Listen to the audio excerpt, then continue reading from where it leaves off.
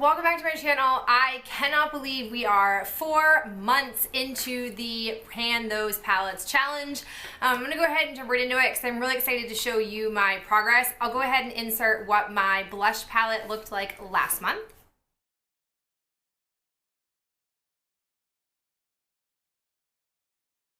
And then this is what it looks like currently.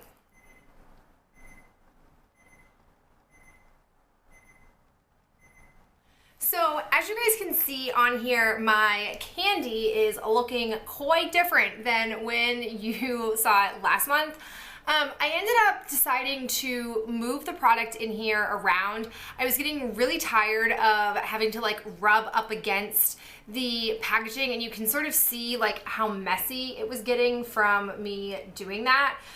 So I decided to take a bobby pin, which I then threw away afterwards after I sanitized it. And I moved all the product. I like cut around like the pan itself and then push everything to the center. And I've just been sort of working on using it like this. I feel pretty confident that I will get this done in the month of May, which will leave me with Pie, Crisp, and Cobbler, which I have not touched these three in the past month. I've only been working on this. And one of you recently commented on like my last, I think it was my last update, whether or not I was using these as lip products. And I originally had tried using this as a lip product, and I was testing something else on my lips, like a lip primer, and I couldn't figure out what it was that was drying my lips out, but I had thought it was this. So I stopped working with the NYX one, I stopped working with this, and I just kept putting on lip balm, and that was it. So then I decided after seeing that comment, I was like, well, why don't I try putting it down as a like lip base before I put gloss down? And that I think is also contributing to me being able to move this along. Which, as you can probably see here, what I've been doing is I've been using a Q-tip to pick up product that's like laying straight on the pan. And then the part in the middle here, I'll like dip my finger in there. I will massage it between my two pointer fingers, and then I'll pat some on and then blend it out with a beauty blender. I've really been liking the effect of that. And again, the way I've been progressing, I foresee myself getting through candy. I would be really surprised if I don't get through it before the month is out, in which case my plan is then to move on to Pie. I feel like Pie will be under the same like vein as candy, so it will be an easy one for me to transition over to. And then like ideally I'll be able to get this done by the end of summer, and I can move on to these two up here, which would be Cobbler and Crisp. So I'm feeling good about this. We had a little bit of a lull, but I think definitely moving the product into the center has kept me on track and given me some good progress made. The next thing I have to show you is my Maybelline The Blush Nudes. I'll go ahead and show you what it looked like last month.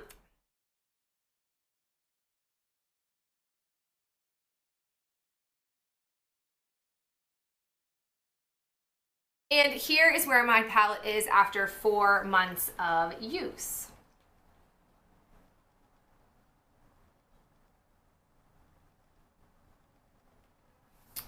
So as you guys can see, I don't think I have like tremendously noticeable progress on this. I spent some time this month working through and hitting pan on the side here, as you can see. I wanted to really separate and work through there. And then as soon as I did that, I was kind of like, all right, I'm kind of over this color. I'd like to go back to this one. And I really would have liked to work out this like top part here, but I wasn't able to fully complete it because I got distracted by this color. As you can see, this has a little bit of a dip going in it. You can definitely notice that I've used it. I have become much more drawn to this shade recently because of the lid color that I've been using, which I'll get to in a second.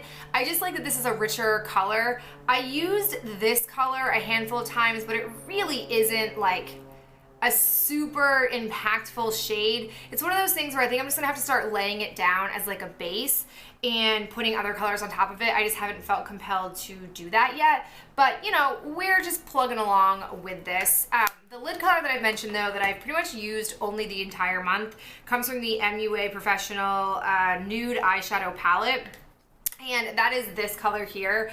You guys can see I have hit some pretty major pan on this, and I've pretty much only been wearing this. I wore this with like the magenta pink shade with the both of the like brown crease shades from my nudes palette. So I've just been loving this. I think it's a really pretty color. When you get really close to the pan, let's see if it will focus. You can see here that this is not a very finely milled powder, so it doesn't take a whole lot for you to really make progress on here. Not to say I don't like the shadow, but definitely like I pack a lot on to get the color that I want. I have it on my lid right now. I just really like it. Like it's like a champagne, pinky champagne color. So I'm a big fan of this, and I'll probably start panning this particular shade once I'm officially done with my cream color from my Studio New York palette, which this really doesn't have a whole lot. I have to be careful about tilting it for you guys because you can see that there are a number of crumbs that have like broken off from the pan on the side there. I've considered repressing this, but I just don't ever do it because I don't have an item that I feel like I can easily press down in this shape, so I just kind of keep fiddling with it as is. But once this is gone, I will move on to panning this, which is basically how I started panning this palette in the first place. I fell in love with a couple of colors and got hooked on them. It was these two originally that I panned right away, and then after that, I was like, well, I'm already committed, I may as well finish it up. So this very well could become another Pan That Palette challenge. We'll see, but I definitely am appreciating that because I'm using this palette in particular, which has mostly like crease shades in it.